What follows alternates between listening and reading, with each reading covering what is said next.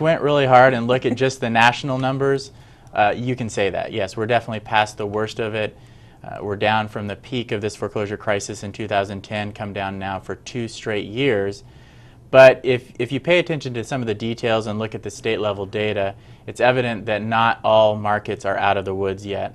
And clearly we actually saw 25 states across the country in 2012 that saw higher foreclosure activity than in 2011. And so those states are continuing to struggle. So what were some of the areas that were the exception to the rule, where things are not so good still? Well, it's states like Florida, where we saw a 53% increase in foreclosure activity, New Jersey, New York, Connecticut, Ohio, Indiana, Illinois. And one thing that those states have all in common is that they use what's called a so-called judicial foreclosure process, which tends to be much more lengthy than many of the other states, and that has slowed down the process of pushing through these foreclosures and why we're seeing the spike in the numbers in 2012.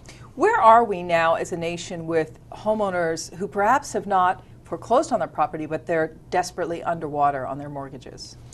Yeah, we're seeing improvement in that as well, although it's still a very big number. We're showing 10.9 million homeowners across the country are underwater on their mortgages, owing at least 25% more than what their homes are worth. And so those homeowners, that's down, I should say, from a year ago, so that's the good news. Down about 1.6 million homeowners have been lifted out of that negative equity position and now have equity in their homes, which is great for the market. But we still have that 10.9 million, representing 26% of the market, that is kind of stuck. You know, they don't have very many options, and that is holding back the market as well.